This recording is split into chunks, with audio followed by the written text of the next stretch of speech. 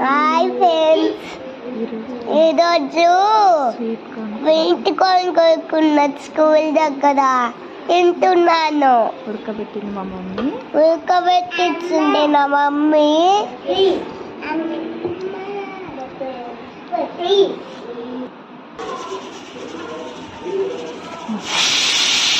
Sweet corn తింటున్నాను friends.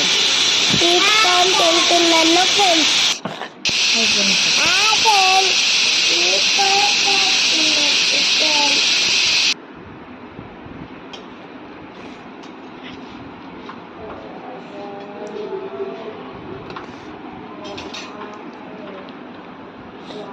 Video నచ్చితే like చేయండి.